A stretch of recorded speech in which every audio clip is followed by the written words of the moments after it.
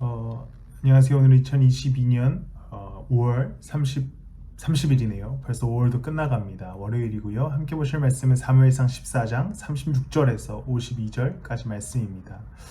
사무엘상을 보면서 어떤 묵상들이 있으십니까? 저는 계속해서 이 말씀들을 깊게 묵상해 나가면서 하나님께서 주시는 말씀은 누가 왕이냐? 너의 왕이 누구냐라는 질문입니다. 계속해서 성경을 읽어 나가시면서 이 질문을 전제하고 말씀을 좀 읽어보셨으면 좋겠습니다. 오늘 본문은 우리가 어제 보지 않았던 본문의 이야기로부터 시작돼요. 사울이 전쟁을 이기고자 하는 마음에 누가 시키지도 않았는데 맹세를 합니다. 소위 서원을 하는 것이죠. 그것이 무엇이냐면 전쟁을 하면서 금식하며 전쟁하겠다라는 거였어요. 그래서 누군가가 음식을 먹는다면 그 사람을 죽이겠다라는 서원이었어요.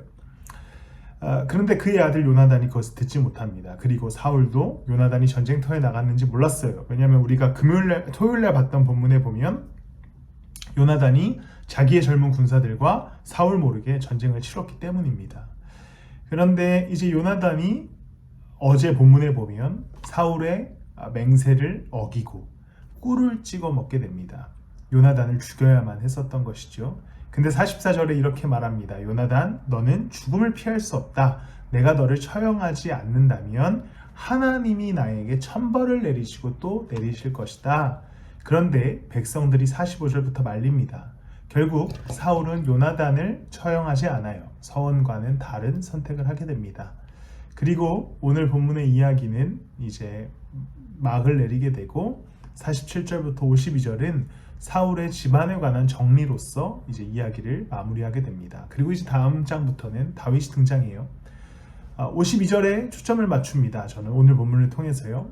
52절에 이렇게 기록됩니다. 사울은 일생 동안 블레셋 사람과 치열하게 싸웠다. 그래서 사울은 용감한 사람이나 힘센 사람은 눈에 보이는 대로 자기에게로 불러들였다라고 기록하면서 사울의 이야기가 뒤에 계속 나오지만 오늘 본문이 막을 내립니다.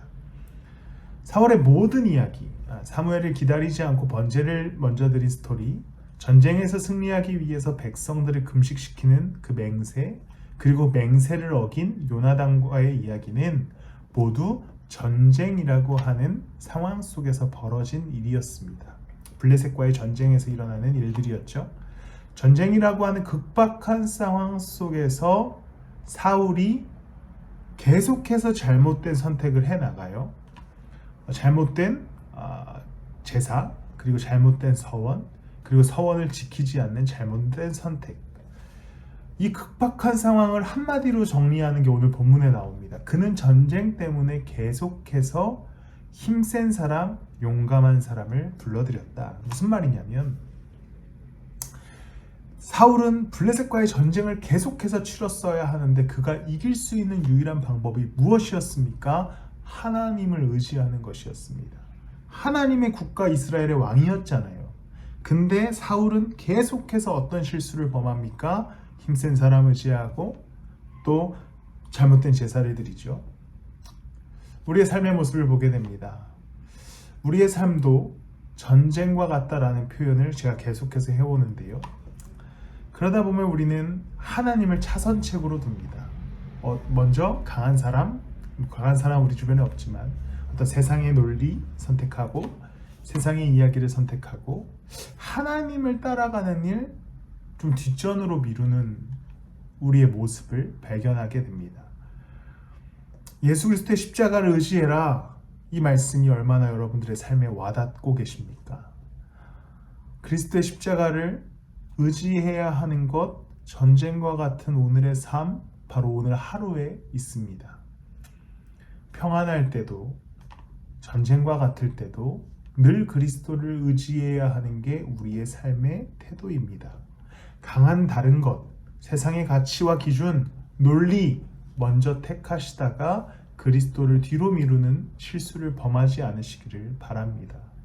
그리스도를 오늘 지금 이 자리에서 선택하시고 따라가는 여러분 되시기를 예수 그리스도의 이름으로 축복합니다. 기도하시겠습니다. 하나님, 오늘 전쟁과 같은 우리의 삶, 그러나 우리가 구원받은 자임을 묵상하고 믿음으로 걸어갑니다. 우리의 전쟁과 같은 이 인생 주를 의지하여 승리하게 하여 주시고 그 승리에 도취되게 하여 주시옵소서. 감사하며 예수님의 이름으로 기도드렸습니다.